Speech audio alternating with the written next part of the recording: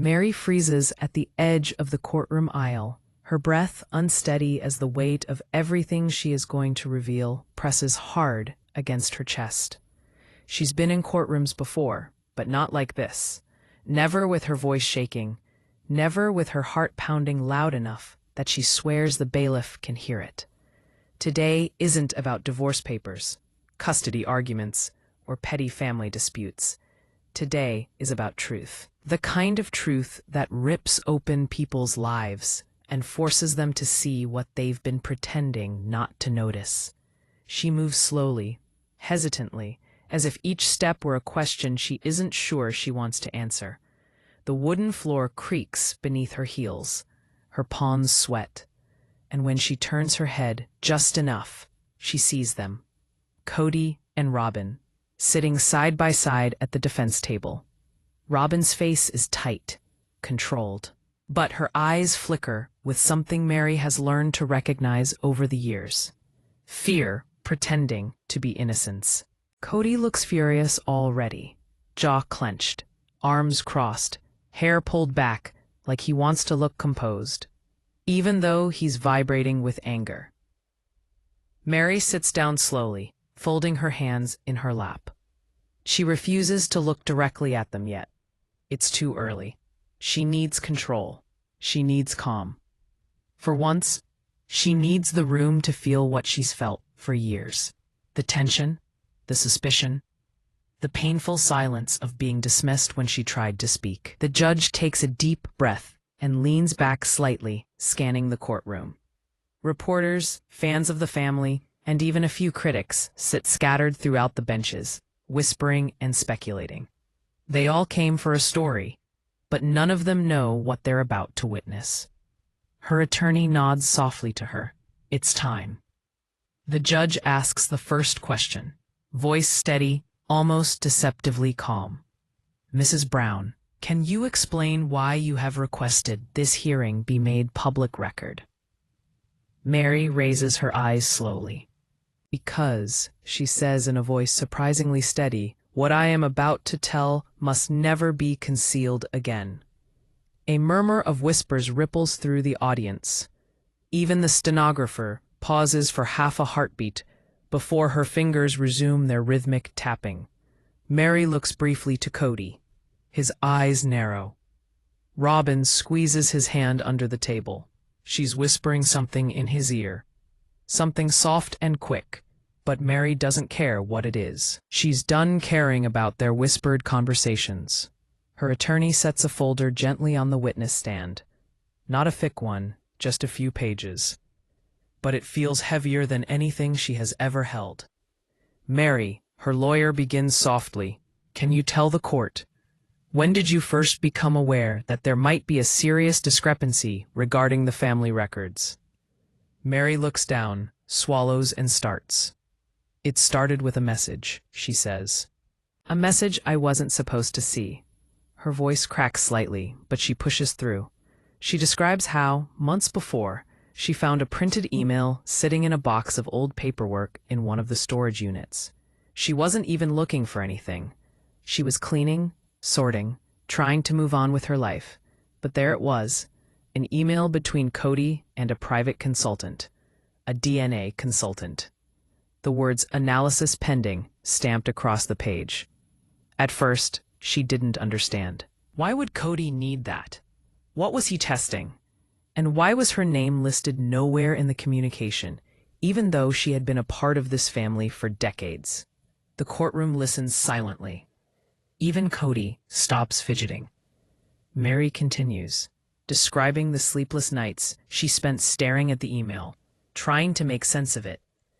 She remembered conversations over the years, little slips, awkward pauses, things brushed off with excuses, and slowly, painfully, the pieces began to connect. It wasn't just conflict. It wasn't just emotional distance. Something was being kept from her. Something deliberate. As she speaks, her voice fills with a strength she didn't know she still had. She recounts how she confronted Kody in private over the document. He denied everything. He told her she was paranoid, reading into nothing. causing problems where there were none. Robyn stood behind him, nodding, backing him up, comforting him as though he were the victim. And that moment, seeing them united in their dismissal, was the breaking point. Meri lifts her chin. That was when I realized this wasn't a misunderstanding. They weren't confused. They were hiding something. The judge leans forward slightly. What made you believe the information was significant enough to warrant legal action? Meri hesitates for just a moment, then speaks. Because the tests weren't about me. They were about someone else in the family. Gasps scatter across the courtroom, and even the court clerk looks up. In an instant, the tension tightens, like a rope around the room. All eyes swivel to the defense table. Robyn's face goes pale, and her breathing becomes sharp. Kody shakes his head slowly, his glare at Meri as if he could silence her by force. But she doesn't break. Her lawyer slides the second page of the folder forward. Please confirm, he says, what you discovered when you followed up with the testing agency. Meri nods, breathing out shakily. The test results had come back, I learned, and the consultant had sent them directly to Robyn's personal email. A wave of whispers rolls through the courtroom, this time louder, more chaotic. The judge bangs the gavel. Order. Robyn can't stay seated now. She leans in to whisper urgently to her attorney. Kody glares hostilely at the judge, ready to explode. But Meri stays locked in place, calm now, in a way that suggests this truth has burned inside her long enough that she is finally numb to the flames. She tells the court she contacted the consultant directly, posing as a records agent. She didn't request the results. She only asked that it be corroborated, and so it was. The test included a child with genetic markers that did not match the family narrative. A child of a secret only Kody and Robyn had shared. For the first time, the judge looks taken aback, not shocked but concerned. This is no longer a family dispute. It's something deeper, something with legal weight. Meri continues to explain the night she finally broke down and told Christine everything. How Christine listened, anger building in her eyes, and encouraged Meri to take the next step, to get legal help, to bring this to light, to stop being silenced. Days later, Janelle joined them, agreeing that something didn't add up. The family fractures weren't emotional anymore, but structural, foundational, growing like cracks in a dam about to burst. Meri wipes a tear, not from sadness, but relief. For the first time in years, I felt heard. Her lawyer puts the last page in front of her, the official confirmation email from the consultant. Meri, he says softly, please read the highlighted line to the court. She raises the page with trembling fingers, and for the first time, her voice shakes. The final DNA analysis, she reads slowly, confirms an immediate biological relationship between the child and Kody Brown, but no biological relationship to the mother listed on the family records. The room explodes with noise. Reporters stand, cameras flash. People in the back row cover their mouths. Even the judge looks stunned before calling for order again. Robyn's entire face collapses into panic. Her hands shake violently. Kody slams his palm against the table in fury. Their lawyer tries to calm them, but the damage is done. Everyone now understands. Someone in this family is lying about a child's parentage. And Meri isn't even close to finished. She looks directly at Kody for the first time. Her voice drops to a quiet, chilling whisper. You lied to me. You lied to all of us. And today, I'm done being quiet.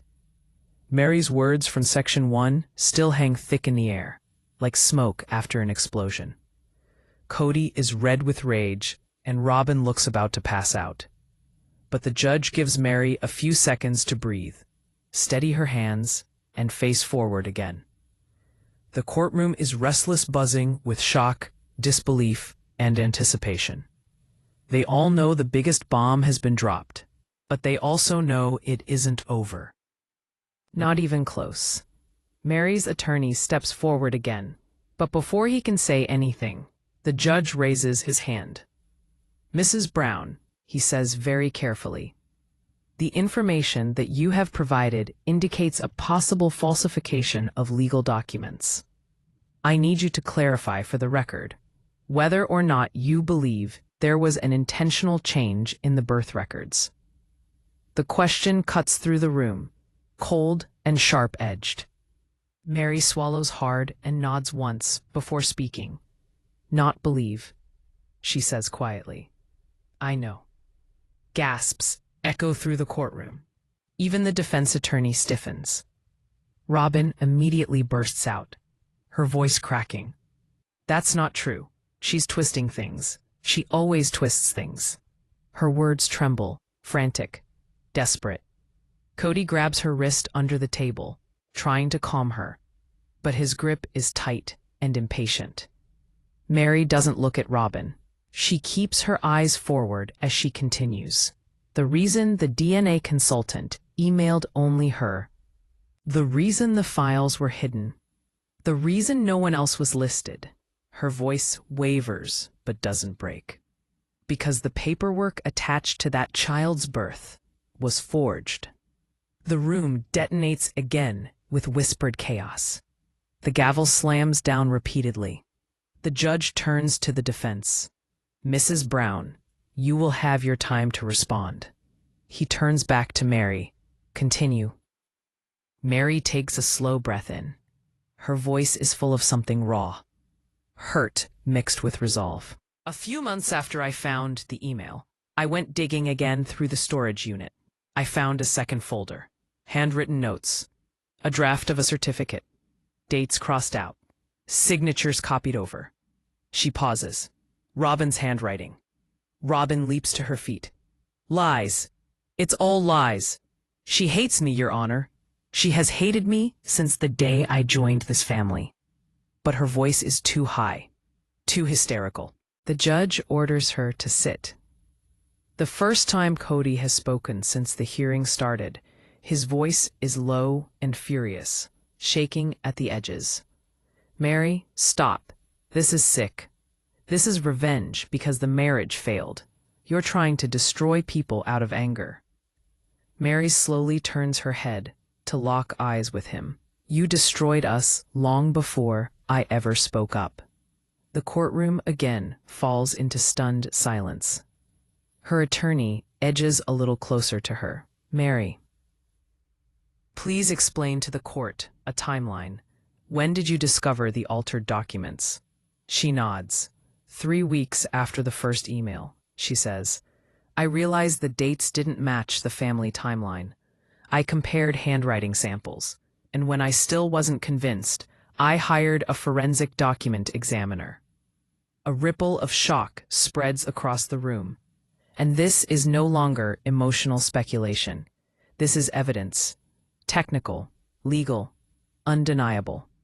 The defense attorney stands abruptly. "Objection. This is character assassination." Meri's lawyer replies calmly. "It is evidence, Your Honor. Evidence we intend to submit." The judge nods. "The objection is overruled. Continue." As Meri describes those nights that she spent alone, in her living room staring at photocopies and signatures, piecing together fragments of a truth that she never wanted, the room grows heavy with empathy. She once was forgotten, pushed aside, ignored. But today, everyone is listening. And then she reveals that which no one expects. "I didn't just find the documents," she says. "I found the messages between them, too." "What messages?" the judge asks. Meri exhales shakily. "Messages between Kody and Robyn, talking about how they needed to protect the narrative, about keeping the child's parentage secret for the sake of the public image, and about how I couldn't be trusted with the truth because I was too emotional. Robyn's face collapses in shock, like she didn't expect that part to surface. Kody shakes his head, muttering under his breath. Meri wipes her cheek with the back of her hand. They didn't just lie to the family. They lied to the state. They tampered with records. And they hid it from everyone who trusted them. Then something unexpected happens.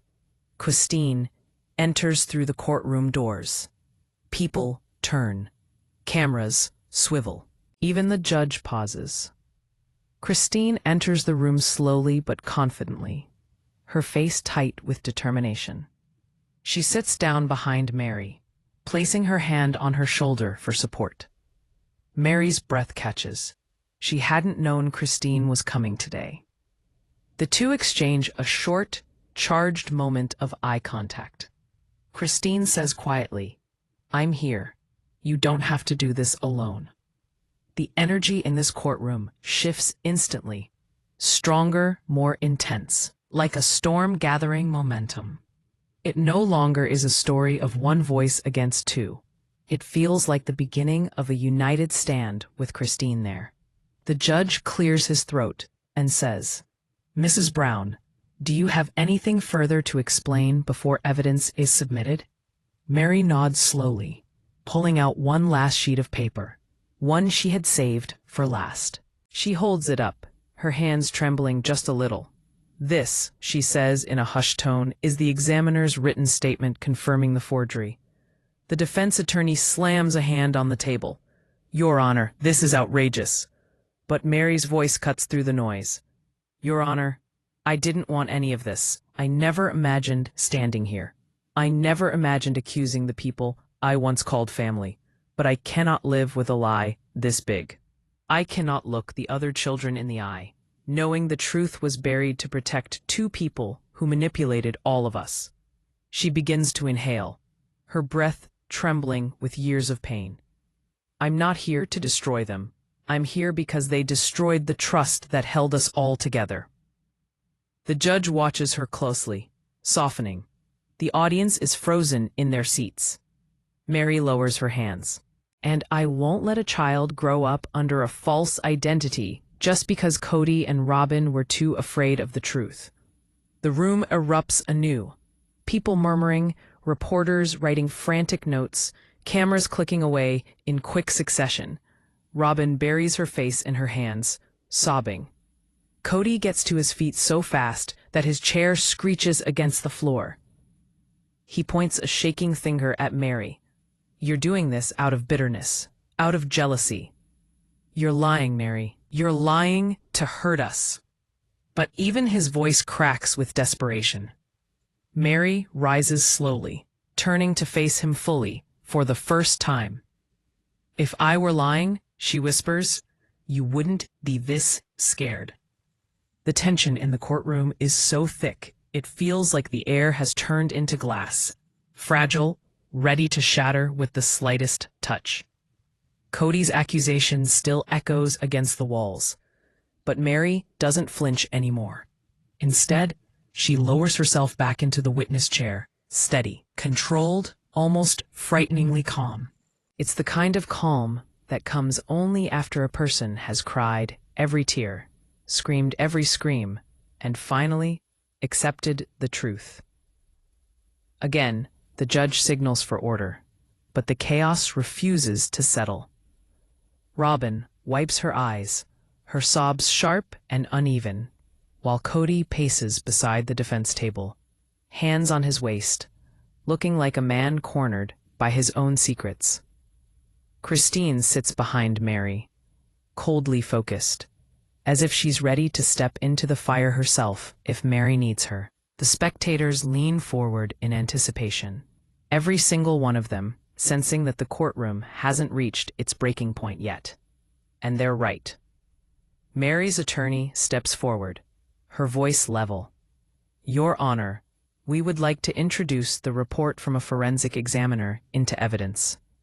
We would also like for the court to allow our next witness." Kody's head snaps toward the prosecution table. Witness? What witness? The judge raises his eyebrow. The court will allow questioning. Proceed. Mary's lawyer nods toward the entrance. The doors to the courtroom open, and the room just goes silent. A woman enters, in her mid-40s, dressed in a charcoal gray blazer, hair neatly tied back at the back of the head, carrying a slim black briefcase. She walks with purpose, heels clicking sharply against the floor. Robyn stops crying immediately, her eyes wide. Kody's pacing stops. Even the judge appears interested. The woman takes the stand, placing her right hand over the Bible. I swear to tell the truth. She sits down, adjusting her glasses with a confidence of one who lives in evidence and not emotion.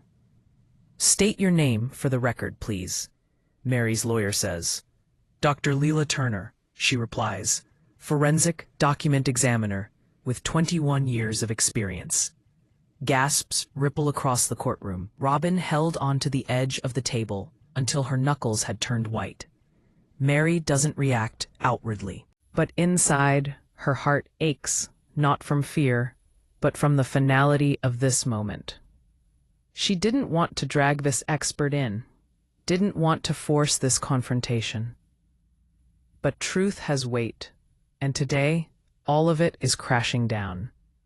Mary's lawyer approaches. Dr. Turner, you were contacted approximately 6 weeks ago regarding a set of documents. Can you explain your findings to the court? Dr. Turner opens her briefcase with a soft click. Yes, I was provided with scans of what appeared to be official birth documents, along with handwriting samples for comparison. My job was to determine whether the signatures and date entries had been tampered with or forged. And what did you find? The room leans in. Dr. Turner's voice is smooth, clinical. I was able to determine that several parts of this document were not original. To wit, date of birth, attending physician's name, and the signature of the listed mother. A shrill cry emerges from Robyn's throat before she covers her mouth. Kody's eyes widen. His face flushes with anger. The judge frowns. Are you certain of your conclusion? Absolutely. A wave of murmurs swells through the courtroom. It's no longer a supposition, no longer emotion, no more family drama. It's fraud. Legal fraud. Meri drops her head for a moment. She is not proud of this. She does not want triumph. She wants truth. Raw, painful truth to finally breathe. Kody slams his hand on the table. This is ridiculous. She's lying. She's paid to lie. The expression on Dr. Turner does not change. I am paid to analyze documents, Mr. Brown, not to lie. The judge sternly instructs Kody to keep seated for the second time, but Kody is so angry he can't keep himself contained. This is all Meri. She hates us. She's doing this to punish me. And then, unexpectedly, Christine rises. The courtroom freezes. Christine's voice is steady, almost chilling. No, Kody, this isn't about punishment. It's about accountability. She steps forward, disregarding the judge's attempt to stop her. For years, you dismissed us. You dismissed our concerns, our feelings, our worth. You made us believe that our pain was our fault. But Meri didn't forge anything. She didn't lie. She didn't create this paperwork. She turns to the judge. Your Honor, if you allow it, I would also like to testify. The judge hesitates, but the intensity of the moment is too strong to deny. He nods slowly. You may. Christine walks to the stand, and her presence electrifies the room. Every camera lens follows her. Every whisper dies out. She sits beside Dr. Turner, hands clasped tight, eyes full of a truth she has held on to for far too long. I didn't know about the forgery, she begins, but I knew about the secrecy. The color drains from Kody's face. Christine continues, her voice growing stronger with every word. I knew they were hiding something. I knew because every time I asked questions, they shut me out. Every time I tried to be part of decisions, they excluded me. And every time I tried to understand why the timelines didn't match, they told me to mind my own business. She stares directly into Kody's eyes. I stayed quiet out of fear. Fear of being pushed out. Fear of being blamed. Fear of being called jealous or dramatic. But I'm done being quiet. Robyn's tears start again, slow and shaky, terrified. And there's something else. Christine says, voice trembling now. Something I never told anyone. Meri stiffens. The courtroom leans in closer. Even Dr. Turner raises an eyebrow. Christine takes a shaky breath. Years ago, I overheard a conversation between Kody and Robyn. I didn't understand it then, but now I do. What conversation? The judge asks. Christine's eyes lock on Kody. They said the truth could destroy the family brand. That if people knew the full story about that child, everything they built with the show, the books, the public image, it would all collapse. A stunned silence falls over the courtroom. Kody's head shakes violently. Christine, stop. You don't know what you heard. She doesn't back down. I know exactly what I heard. And I know you lied to protect yourselves, not the children, not the family, yourselves. The judge exhales and removes his glasses. This is becoming more serious by the minute. Kody tries again, and his voice breaks. Christine, please, don't do this. She closes her eyes for a moment. I didn't do this, Kody. You did. Robyn buries her face in her hands, shaking uncontrollably. Kody looks at her, and for one moment, there's something like guilt across his face. A flicker. But Meri sees it. Christine does. They all do. The judge folds his hands. Mrs. Brown, he addresses Christine. Is there anything further we should know? Christine nods slowly. Yes, Your Honor. Something Meri doesn't even know. Meri's stomach drops. Christine looks down. Her voice barely above a whisper. The child, the one in the DNA test, isn't just biologically connected to Kody. She raises her eyes, swollen with grief and anger. They were keeping the truth hidden because the real mother isn't who everyone thinks. Robyn gasps. Kody's eyes widen. The whole room leans forward.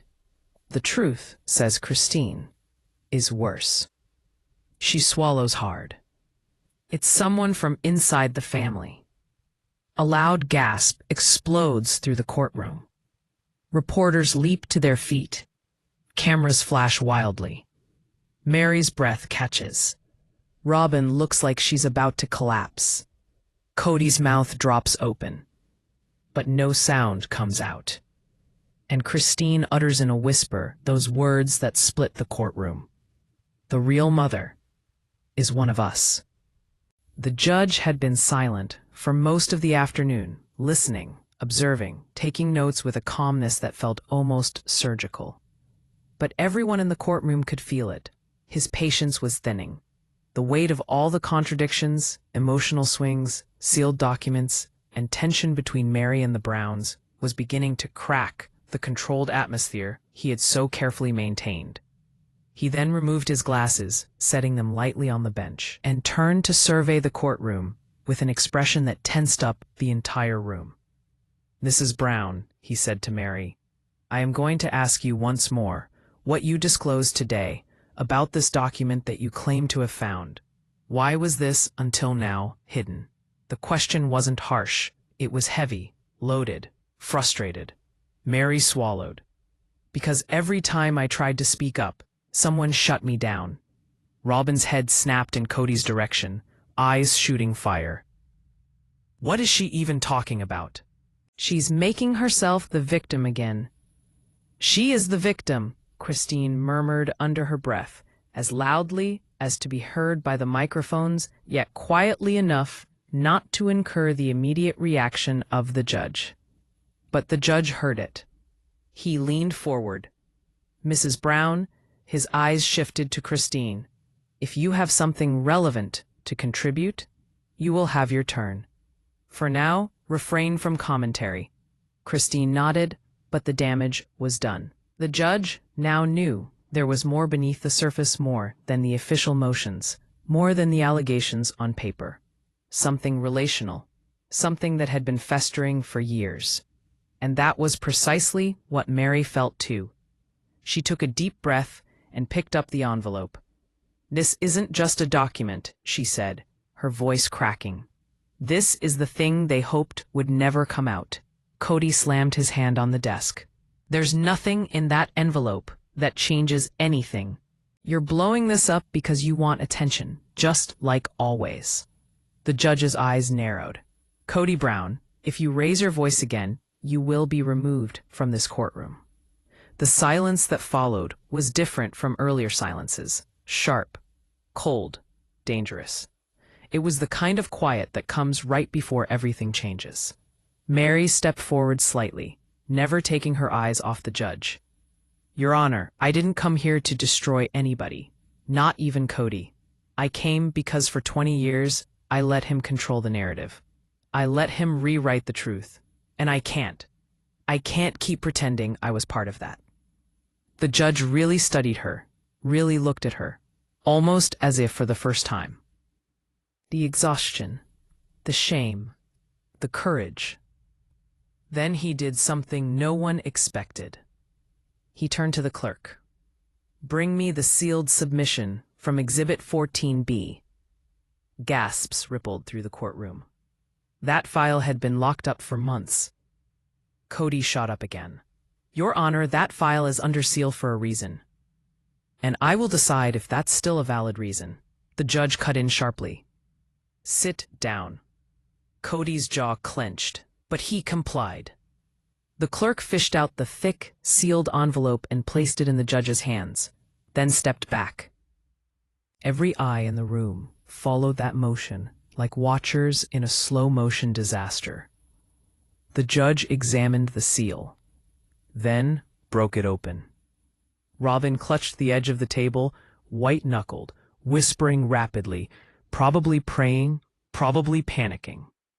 The judge flipped through the first few pages. Stopped, went back, read something twice. Then his face clouded. This wasn't confusion. This wasn't curiosity. This was concern, and everyone felt it. "Mr. Brown," the judge said slowly, "do you want to explain why this document contradicts your sworn testimony from last month?" Robyn's breath hitched. "Your Honor, that's taken out of context." "I'm not speaking to you, Mrs. Brown," the judge snapped. Not in anger, but with an authority that shook her into silence. Kody leaned forward. "What contradiction?" "I have no idea what you're referring to." The judge tapped the page.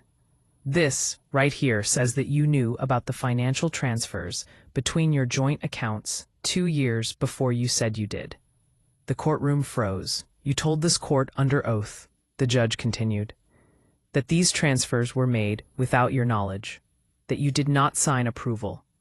Yet here I am, looking at a document, with your signature on the authorization." Meri closed her eyes.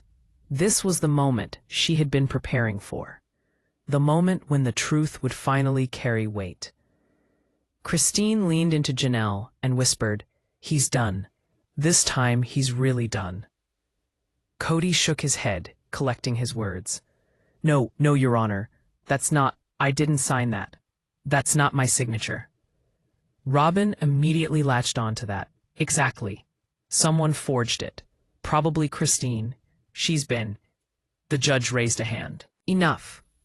He lifted the page to eye level, studying the signature. "Mr. Brown, this is your handwriting. This is your signature. The date matches the transfer records. If you are suggesting that this is forgery, then you need to say so clearly, so it may be investigated." Kody faltered. "Investigated. A forgery investigation meant handwriting experts, lab analysis, a deeper probe into their finances. Everything he wanted hidden would be coming crawling into the open. He swallowed hard. I am not saying it is forgery. I'm just saying I don't remember signing it. That is not what you said earlier, said the judge coolly. What you said earlier was that you never saw this document. Ever. The tension cracked like lightning through the room. Meri watched as Kody shrank before her very eyes. The confidence, the swagger, the charm he had once used to manipulate every woman who loved him was evaporating. The judge looked at him with a rare expression, disappointment. "Mr. Brown," he said, voice steady, "this court takes dishonesty very seriously. If you knowingly misled this court—" "He did," Meri whispered. Kody's head whipped toward her. "You don't know what you're talking about." But her eyes said different. Her eyes said, "I know everything now." And for the first time, Kody realized she wasn't bluffing. The judge let out a sigh, putting down the open file. "This is what I am going to do. We are going to recess for 20 minutes. When we return, I expect clarity, truthful clarity, from every party involved. Mr. Brown, I strongly advise you to use this time to recall your memory." Kody opened his mouth, but the judge didn't give him a chance. "Court is in recess." The gavel struck. It sounded just like thunder. Immediately, Robyn grasped Kody's arm. "What are we going to do?" "Kody, why didn't you tell me about that signature? Why didn't you?" "Robyn, stop," Kody snapped. Just stop talking." Christine smirked. Looks like the king finally ran out of lies. Janelle crossed her arms. "He's been digging this hole for years. He just finally hit the bottom." Meri didn't say anything. She didn't need to. The truth was unfolding without her pushing it. The judge had seen enough to start pulling at the threads himself. And once a judge starts tugging, everything unravels. Meri looked away from the chaos around her, walking slowly toward the hallway. Her hands were shaking, not out of fear, but relief. For the first time in years, the questions weren't being routed to her. She wasn't the one on trial. She wasn't the one carrying the weight of their lies. This time, Kody was. And the next 20 minutes would decide everything. The hall outside the courtroom was electric with tension. Lawyers pacing, spectators whispering. The thick electric pressure of secrets unraveling. But Meri was removed from all that. Leaning against the cold marble wall, her breathing low and slow, her eyes closed. For 20 minutes, she allowed herself to feel something that she hadn't in decades. Control. Not control over others. Control of her own truth. She didn't care what Kody was saying behind the closed conference room door, or how Robyn was probably panicking, whispering prayers, blaming everyone except the man standing beside her. She didn't care what spin they'd try to create next. The judge had seen enough. And that changed everything. "Court in 2 minutes," the bailiff yelled, and the hall stirred as people straightened up, ready to head back inside. Christine joined Meri, her voice soft. "You okay?" Meri nodded. "I'm surprisingly calm." "You should be," Christine said. "You stood your ground. You told the truth. And now, Kody's the one scrambling." "Yeah," Meri whispered, almost in disbelief. "He is." Janelle approached them both. "Ladies, whatever happens next, we stand together. No, you're letting him divide us." For the first time in years, the three of them formed something they hadn't in a very long time, a united front. When all three of them sat again, the tension was unbearable, stretched taut like a rope ready to snap. The judge came in. His face was impassive, unangry, uncalm, focused, like he had used the recess to study every minute detail of the mess laid before him. and now he was ready to cut through it. "Before we continue," he began, "I want to make one thing absolutely clear. Dishonesty in my courtroom will not be tolerated." Kody shifted uncomfortably. Robyn squeezed his hand so tight her knuckles were bone white. The judge looked directly at Kody. "During the recess, I reviewed other documents related to Exhibit 14B. I further compared the signatures across various documents previously submitted by you, including those related to financial disclosures over the past decade." A slow dread climbed up Kody's posture. "And basing it on this preliminary review," the judge further said, "it seems that the signature on the authorization form is indeed yours." Robyn whispered something sharp and panicked in Kody's ear. He jerked his arm away from her, not in anger, but in fear. Real fear. "Your Honor," said Kody, scrambling for steadiness. I don't deny it looks similar, but I'm not sure." "Kody." Meri's voice cut through the courtroom. Everyone turned. She wasn't angry. She wasn't shaking. Her tone carried something far more powerful. Clarity. "You remember signing that. Stop pretending you don't." His face flushed red. "You don't get to talk to me." "You lied to me," Meri said succinctly. "You lied to all of us, and now you're lying to the court." Robyn sprang up. "This is character assassination. She's just bitter because he didn't pick her." The judge slammed his gavel. "Mrs. Brown, sit down, or you will be removed." Robyn's mouth snapped shut. The judge turned back to Meri. "Mrs. Brown, if you have anything further to offer concerning the signature or the document itself, you may speak." Meri took a deep breath and stepped forward, holding the second envelope, the one she had not yet opened in court. "Your Honor, the document you have is just one part of the truth." She handed the envelope to the bailiff, who delivered it to the judge. He opened it carefully, pulling out a series of photocopied bank statements, handwritten notes, and a printed email exchange. He read the first page, stopped, went back. Then he slowly raised his eyes.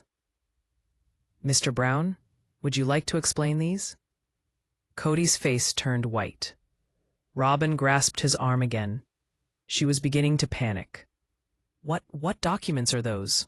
Kody stuttered. The judge read aloud. "Transfer approved. Move the funds before the audit. Keep this between us. Signed, Kody. Sent to R. Brown." Christine whispered, "Oh my God." Robyn sprang to her feet. "That's not real. That is not real." The judge stared at her. "Mrs. Brown, are you claiming this email exchange is fabricated?" "Yes," she yelled. "Someone hacked something. This is targeted harassment." "Kody?" asked the judge. Kody was frozen, eyes locked on the table, his chest rising and falling as if he couldn't breathe. "Kody Brown," the judge reiterated firmly, "is this your email address?" Silence. "Kody," Robyn hissed. His voice was barely audible. "Yes." "And is this your signature on the authorization?" the judge pressed. Kody looked down again. Then he closed his eyes. Then he whispered, "Yes." The room erupted. Christine slapped a hand to her mouth. Janelle exhaled like she'd been holding her breath for years. The spectators buzzed with shock, so loud the judge had to slam his gavel again. "Order, order." The courtroom finally settled, and the judge leaned back, his face marked with disappointment. "Mr. Brown, you knowingly and willingly misled this court. You also attempted to conceal financial transfers that may fall under fraud. This is extremely serious." Robyn collapsed back in her chair. Kody didn't utter a word, not one. The man who always had something to say, something to justify, something to spin, was silent. Meri watched him, but no feeling of triumph rose in her chest. She didn't gloat. She didn't smirk. She simply breathed deeply, calmly. This court, the judge continued, will be ordering a full forensic review of all financial records associated with the Brown family accounts for the last 15 years. Robyn gasped loudly. And until that review is complete, Mr. Brown, you will be restricted from accessing or transferring any shared funds without court approval. Kody's shoulders sagged. The judge turned to Meri. Mrs. Brown, thank you for bringing these documents forward.